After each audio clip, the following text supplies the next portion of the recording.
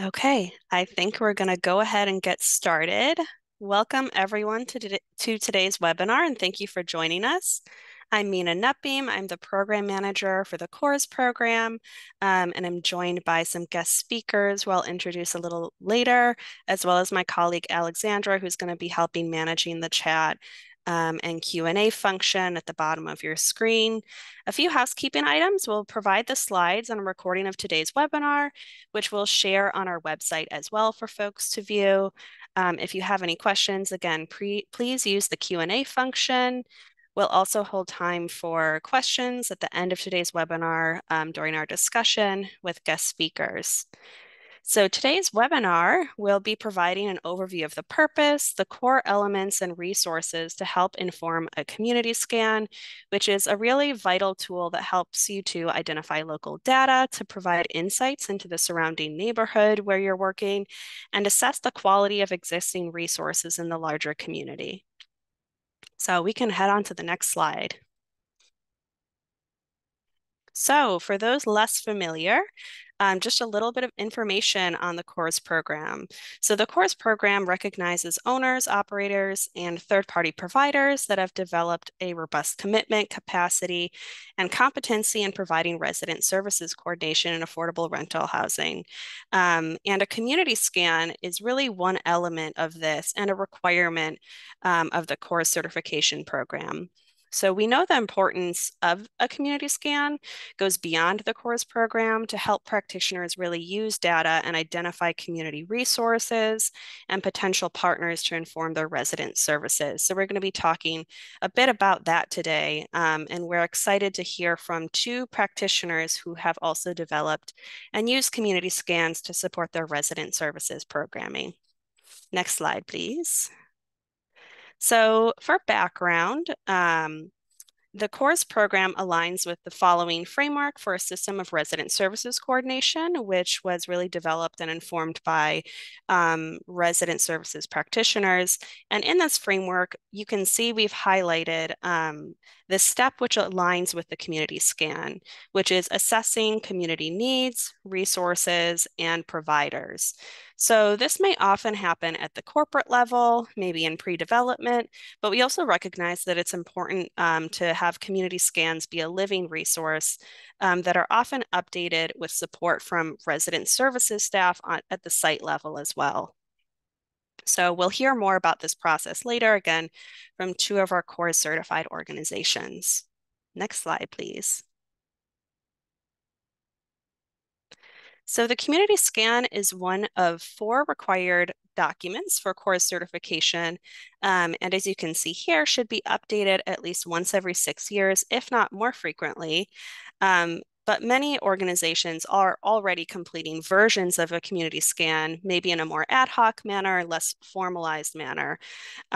We see that using a community scan can really help you to formalize this process and ensure it's happening consistently and with support from resident services and other organizational staff. So today we're really focusing on the community scan, but if you are interested in learning more about these other documents or the application process in general, we encourage you to review our 101 webinar as well as our service planning webinar, which we'll drop in the chat for you to review as well.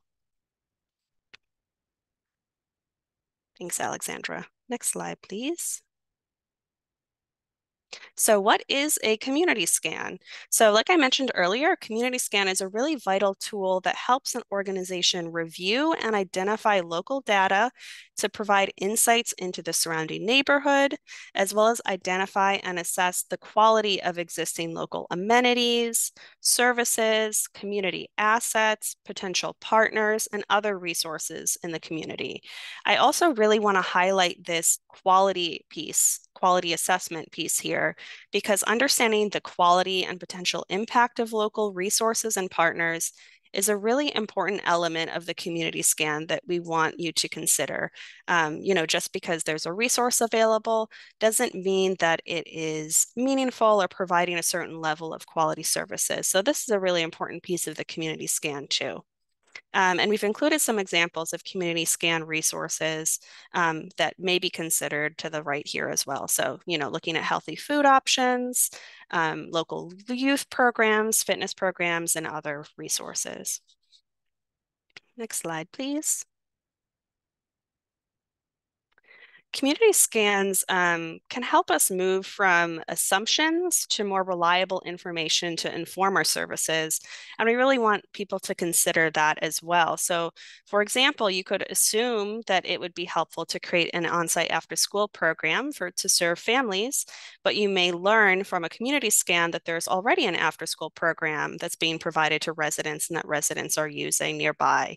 So a community scan can really help us, again, bridge the gap between our assumptions and reliable information and community resources to understand how we leverage local resources to support residents. Next slide, please. So another important component that we're going to talk about is community data sources. And where do we get our community data? So here is a list of some community data resources we've identified. However, this isn't exhaustive. This is just some we have identified. You can see many of these are free and cover different areas of community data. You can see health data, economic data, and even more comprehensive data sets that folks have used. And the scope of the community scan can really vary. Some of this looks at census tract data. Some people look at city data or even look to the state level. It really depends on what's most helpful and meaningful to your organization and your community. So for this reason, community mapping can look really different in different places. I'm not going to cover each of these resources, but we will make sure to send this out after the webinar. So you will have access to this spreadsheet of information here in resources. Next slide, please. So here again, I'm not going to go over each of these, but here are some more resources for identifying local agencies and potential partners that we've heard some organizations use. You'll also see here market analysis or market studies, which may include some of the information in a community scan, but really it's important that a community scan is a living document and something that can be updated as your community changes and evolves. So some of the other resources in here may include community health assessments, city directories, and feedback from local leaders. So again, we will send this out for reference for folks, so don't worry, we'll share the slides and all of these resources after today's webinar. Okay, so we've covered the basics of a community scan, what that looks like, why it's important, but now we want to spend some time with two course certified organizations and practitioners to talk a bit about their community scan and their process for developing that. So we're going to hear from Catherine Lucchesi, Director of Environmental Social Governance at Comunidad Partners, as well as Cecily Brickley, Resident Success Director at Glick Company. So I will kick it off to Catherine. Welcome. Thank you. Thank you for having us.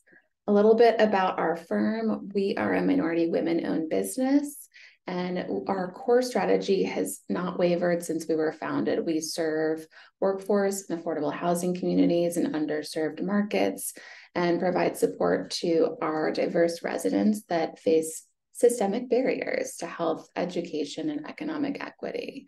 And a little bit about our affordability mix, 99.4% of our units have rents below 80% of AMI, and around 63% of our units have rents below 50% of AMI.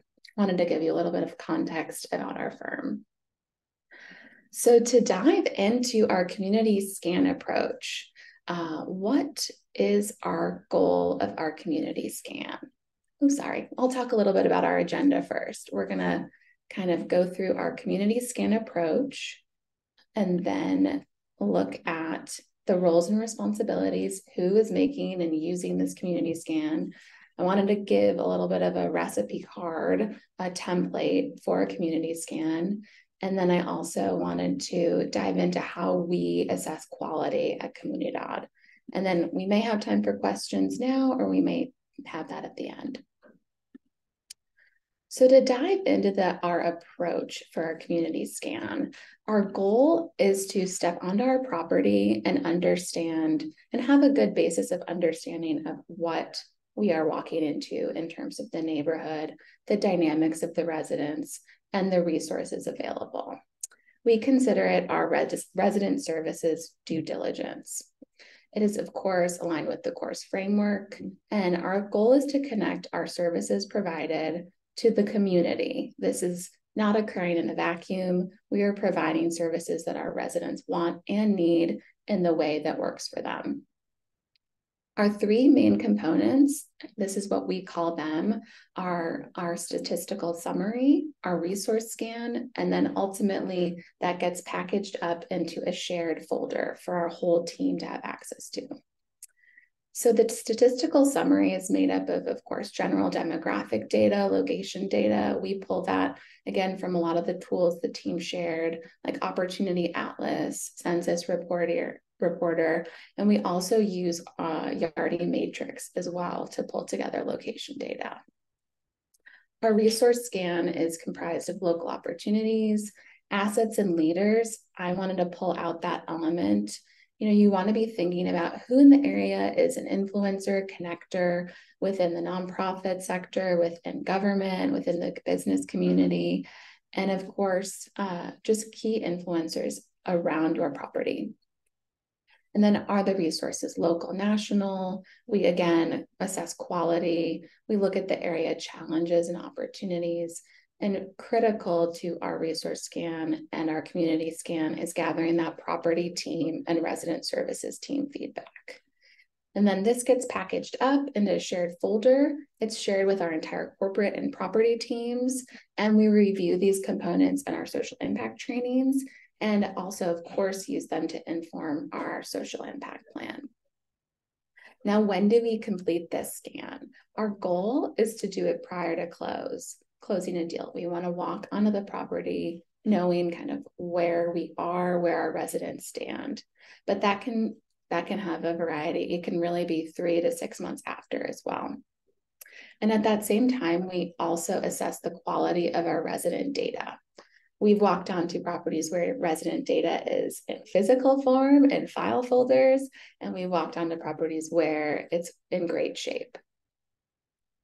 Every block and even sometimes different buildings on our campuses can be demographically unique.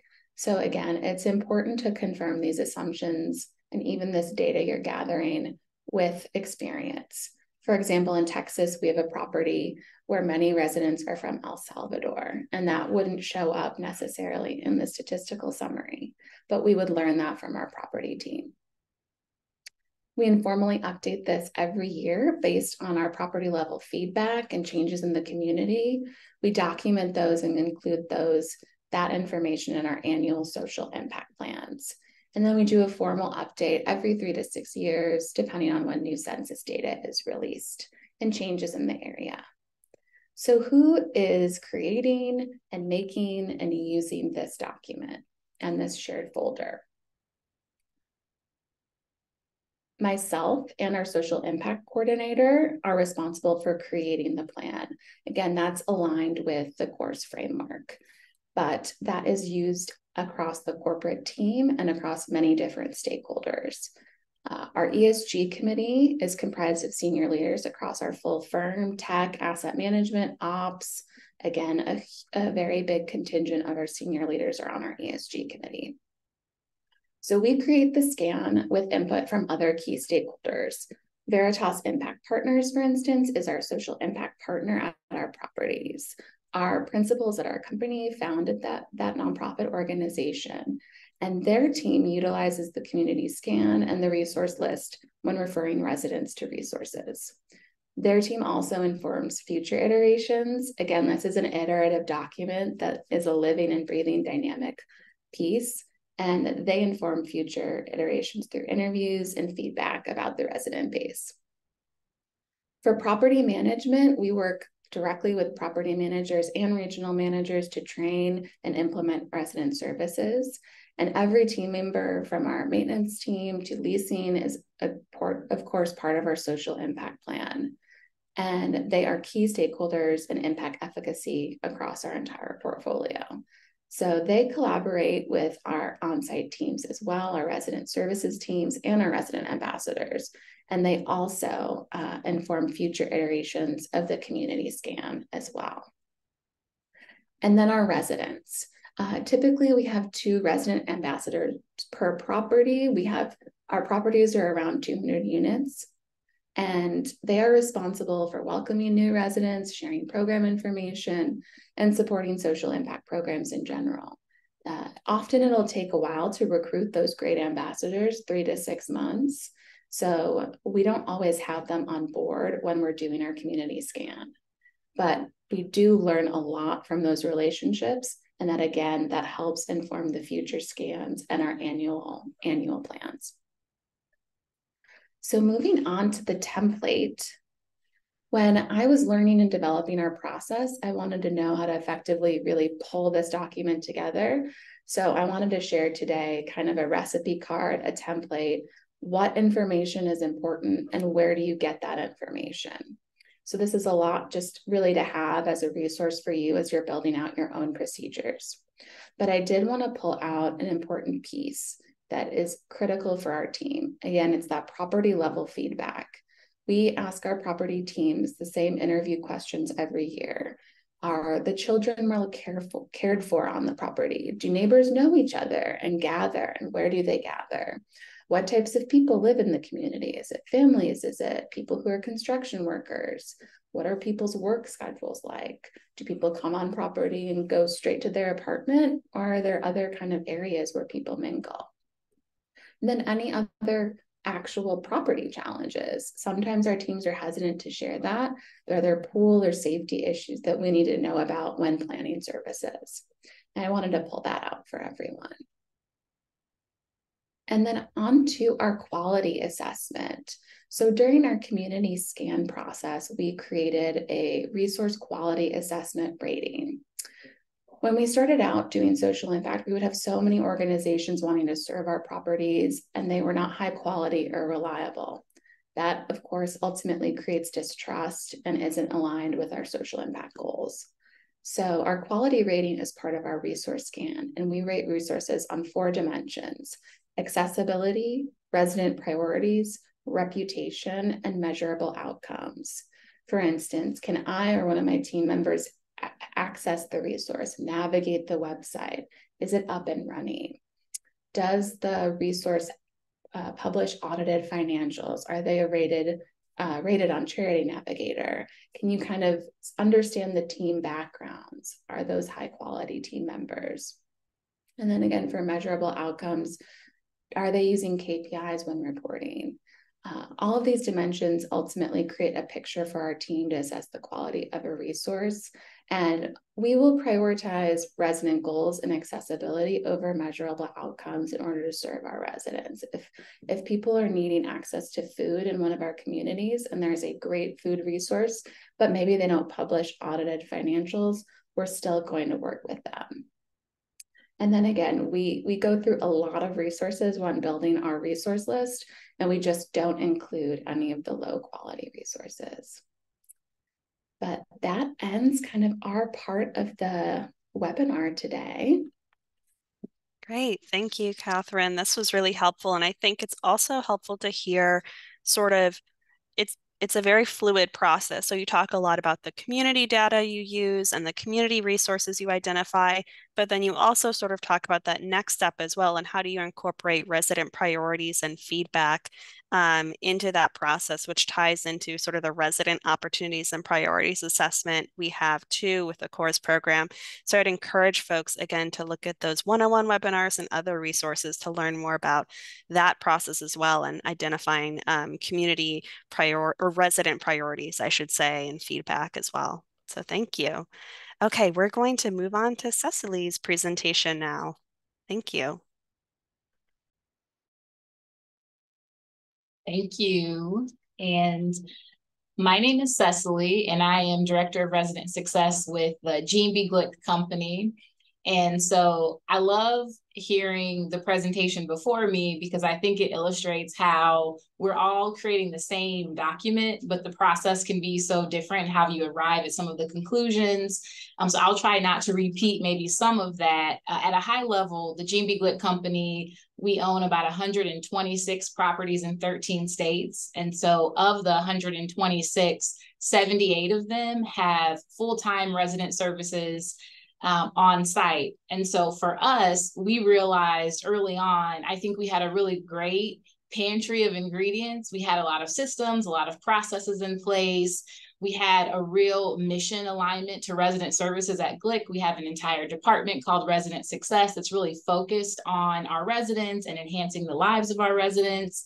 I think what CORES allowed us to do is really have that recipe card that was mentioned earlier to think about how you pull some of these resources together into streamlined ways. And so the community scan is one example. And so we can go to the next slide and I'll talk a little bit about sort of our process for developing the community scan. And so the first thing that we did was really assess, even before applying to CORES, what our internal processes already were, so that we weren't recreating the wheel in any way, but we were taking what was existing and either elevating the tool, the resource, the process, or we were creating something new that would replace something that was already in existence. And so that piece happened really at the corporate level. That was a cross-functional, cross-departmental conversation to really just get an understanding and a basis. Then we really started to think about, if we were to pursue this opportunity, what would it look like to collaborate with site team members? And we have started to incorporate asset mapping into our service coordinator onboarding, into our trainings. I'm sure many of you on the webinar are familiar with asset mapping and the process, what that looks like. But essentially, and much of this was already stated before, you're sort of putting yourself at the center and you're thinking about who and what are the assets in your community. Our residents, the people, community members, they are absolutely assets. Then you also have to have a bit of a framework for what are the organizations and institutions who any team member who puts hands on the community scan should be aware of or have access to or some level of knowledge of. And so we really decided that moving forward, we wanted to incorporate this tool into our existing processes. So while the requirement is that the document be updated every 6 years, we already have an annual quality assurance process on our properties that are HUD funded. We then also have sort of an impact review process on our family properties, which have a different sort of ownership structure. But we essentially decided we want to check in annually and at least make sure at a cursory glance the organizations are up to date. Every team member, because there is turnover on site, has a familiarity with the process. And a lot of that just happens through conversation. We share this information when there's a new property manager on site. It's a part of the onboarding. So again, it was just really important to us that this became woven into our existing processes. That being said, we did develop standards to ensure that the scans are updated. And so you'll see on my next slide, but we already had some expectations in place that the resource guide for service coordinators was updated annually. And we can go ahead to the next slide. I put a snip here. I don't know how many of you may be on Ask Online or may be on Family Metrics, but if you are, then you're familiar with sort of what this looks like in the system. And it's really an exhaustive list of any referral that a service coordinator might make, any organization they might partner with. And it becomes a little overwhelming at times, especially for new service coordinators coming in or new team members. And so what we wanted to do was sort of repurpose that tool to say that has a space and a place within the system, but that the community scan, to Mina's earlier point, is really about being a little more intentional and filtering through some of those partners to say, who are our core partners that every site team member should have a degree of knowledge of? And then that might not translate exactly to the resource directory. An example I give, we had a team member who, JCPenney, if they're giving out shoes once a year around back to school time, or they're giving a coupon, we had team members who were putting that in the resource directory. And that may be a one-time, one-off partnership, and it's a good resource to follow up on, but it doesn't meet sort of the standard described earlier of a resource that might belong in the community scan. We can go ahead to the next slide. So part of the way we think about resident services, we have sort of a bifurcated model, and we are serving both senior communities, we're also serving family communities, and we think about them. Ultimately, we have the goal to enhance the lives of our residents. However, we recognize that there are different needs at different properties. And so we see the core main buckets of the resident service coordinator's role as case management. That's really that one-to-one direct individual support, referral.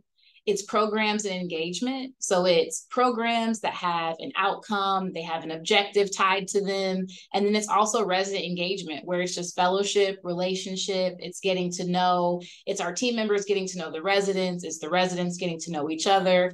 And then there's what we call core supports. And that really is that eviction prevention, that's basic needs support. So that's food access, rental assistance, utility assistance. And so within the context of these buckets, the community scan has been really helpful for us to make sure that even for our sites that don't have maybe a full-time service coordinator, there's a reference point to say, who are the core organizations in your community? And that's helped us to think about the work regionally. Because we have so many properties and they're scattered across 13 states, there are times when we're looking at regions who may not have as many resources. They may not have community centers or food partners. And that's common in some smaller communities where they maybe have a neighboring community who has resources or supports or knowledge that can be shared. And so this gives us a bird's eye view of being able to facilitate some of those conversations with our site teams that we really couldn't have before because we didn't have a frame of reference. We're probably like many of you, where we have our sort of operations system, which is Yardi. We then have Ask Online and Family Metrics, where resident service coordinators are keeping data, but we didn't have a lot of places where we blended that information and that data and said, here's a high-level summary, pulling together the different systems that we have in place and providing a bit of a snapshot. We can go on to the next slide. This just gives you a little bit more context around our sort of core supports model. And so I mentioned that focus on energy assistance, emergency food assistance, eviction prevention. We have sort of structured this into a sort of pyramid of services where at a baseline, again, everyone has access to emergency food assistance, rental and energy assistance, and eviction prevention, again, as a baseline.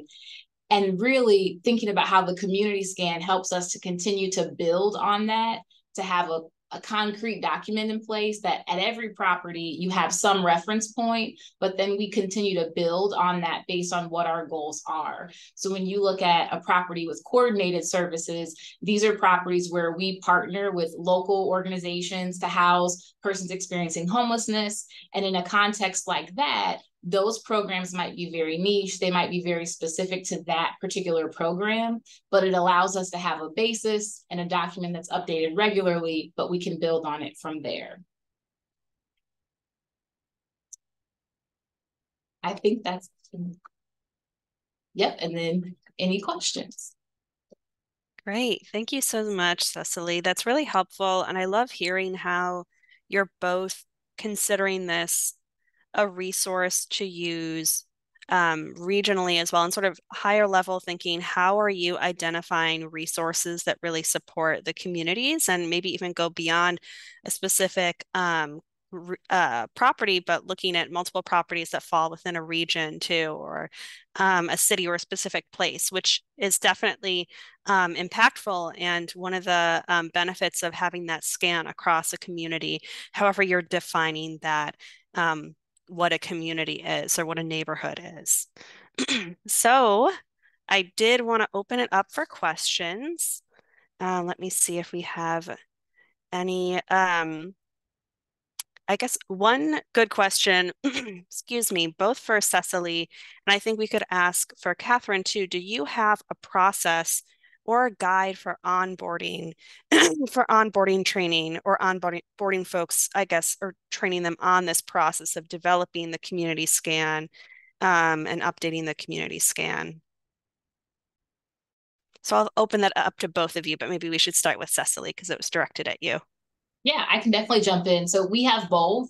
So our onboarding is pretty comprehensive for site teams and service coordinators. We have resident success modules that every team member participates in when they're entering into the company to have a baseline understanding of what resident success and services are.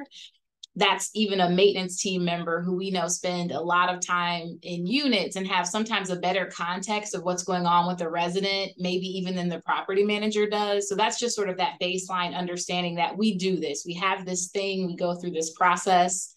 And then in terms of keeping the documents updated, we have a standards review committee internally. And so we review all of our standards on a schedule, and incorporating this into those standards has allowed us to just add a schedule annually, review and ensure, is the expectation still that we look at this annually? Is this still incorporated into our quality assurance process?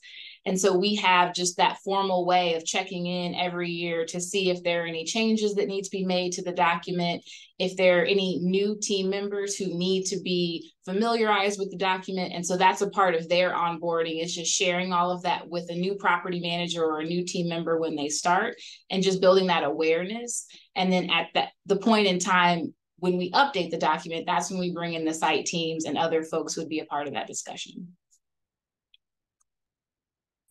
So we are actually in the process of developing a more formalized onboarding program for our teams, kind of an ESG onboarding. They have had ad hoc training in our ESG model, and all of our property teams get training on our plan, and the community scan is part of that. And typically we do around 4 trainings a year, every year. But I think we realized, because of team turnover, that we need to have a much more formalized process. And we're excited to be building that out right now.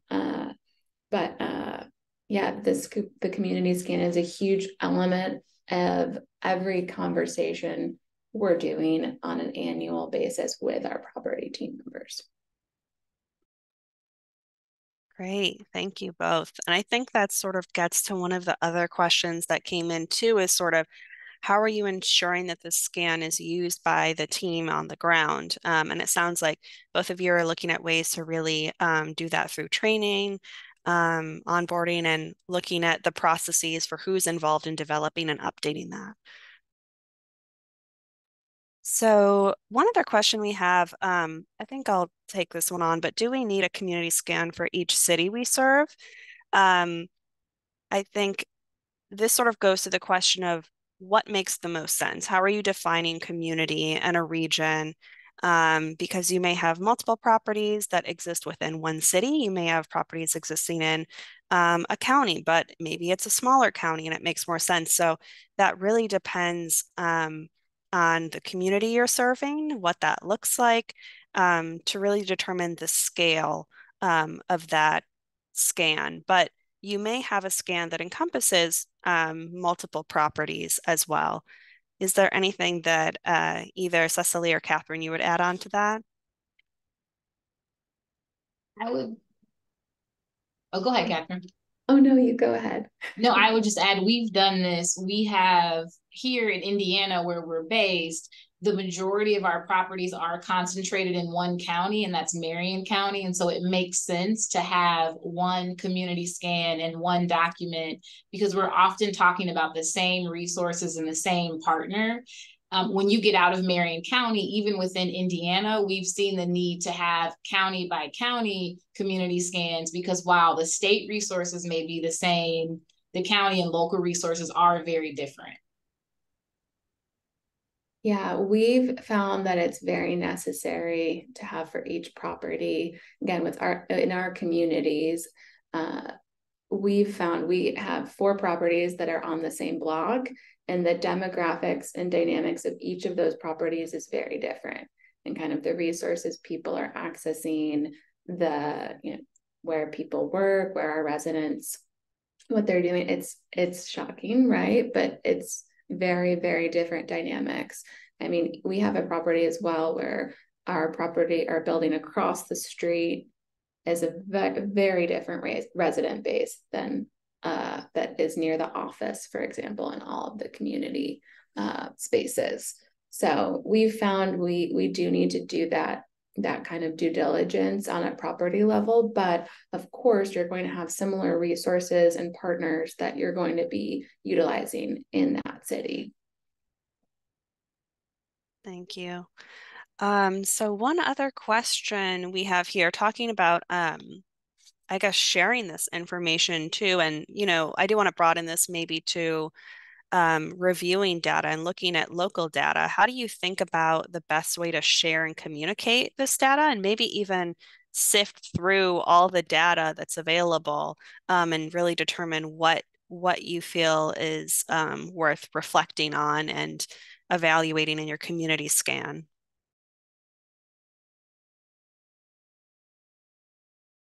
That's a big question too. Yeah, I think that's a learned capability a little bit as you learn your own internal processes, what's very relevant to your team. You're going to kind of build that nose for what's important. Again, I think we both used a funnel approach. You kind of want to have a broad approach, looking at a lot of research and information, and then you're going to hone in on the trends that you're seeing across the board around your zip code or that county. And then you're going to maybe talk to leaders, talk to your property teams, and then it's going to get narrower and narrower when you really kind of circle in on those critical data pieces. And I think, again, we're talking a little bit about people and resources involved in this process. And I think, you can do tons and tons of research, but talking to residents, talking to your teams for us has been the most informative. So you want to have that broad statistical information, but I think you do want to focus on, again, that quality assessment and the property team feedback, maybe more than the statistical summary. Great. Yeah. I do want to ask a question just in regards to any tips or insight either of you have for encouraging collaboration between staff, so between corporate, regional and property level staff in creating and using your community scans.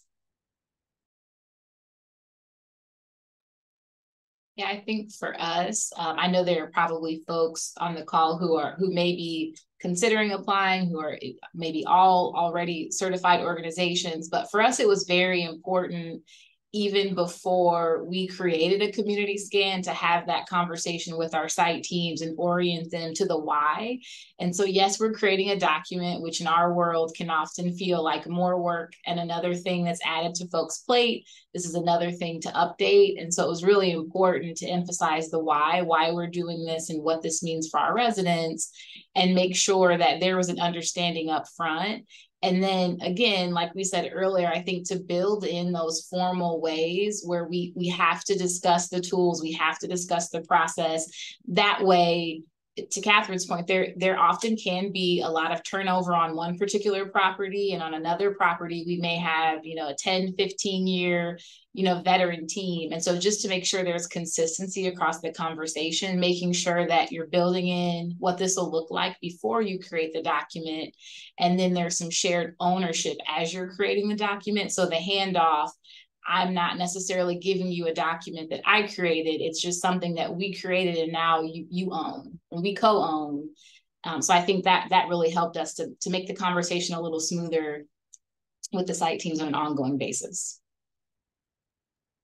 Yeah, and I would agree with that. Engaging the teams in a maybe less formalized way for us. Again, those interviews, those conversations, and then showing them what that created is a huge part of engaging with the property management staff, because our property managers are so proud of their communities and they know them so intuitively.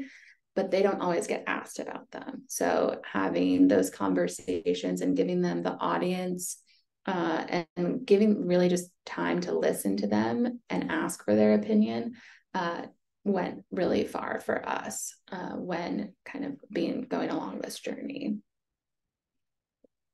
Great. Yeah, that's a really good tip there. Just more broadly, so how do you talked a bit about this, and I think there are some questions that I'm seeing come into the Q&A to talk about resident priorities and resident feedback, as well as some outcomes questions, which is a little different or a little further down from the community scan. Community scan really focusing on that community level data and those local resources and potential partners.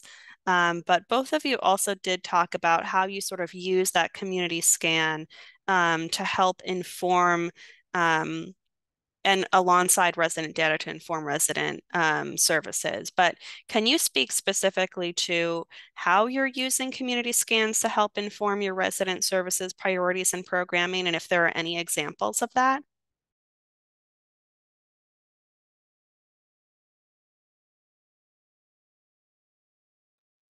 Yes.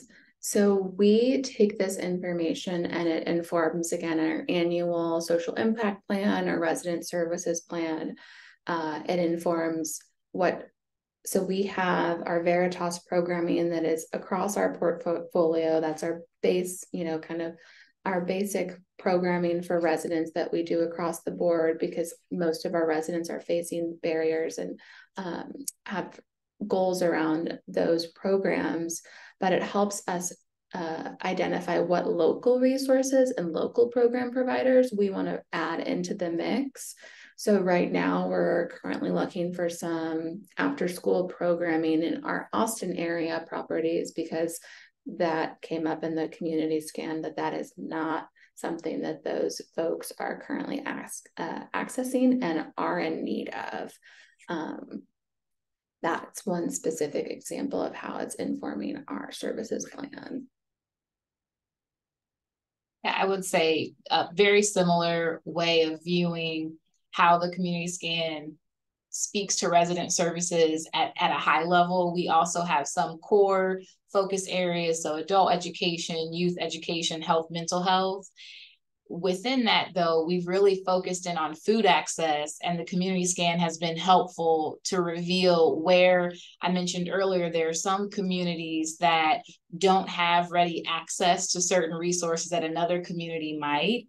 And so I think what we've really appreciated about the community scan, in conjunction with some of the other documents, and Nina mentioned some of this shows up elsewhere, but I think it's when you really look at them comprehensively that it is a bit of a puzzle that comes together nicely, because you do see where there are gaps. And we do use resident surveys. Our residents are being surveyed quarterly, and we have a wide range of surveys, from youth-focused surveys to adult-focused to surveys specific to our seniors. I think lining up the survey feedback with the community scan has also been really interesting, just to see, one, what residents might want versus the programming that's happening, and then also what community resources might align, or where we might not be aligning because we don't have that resource or that connection or relationship already. Great.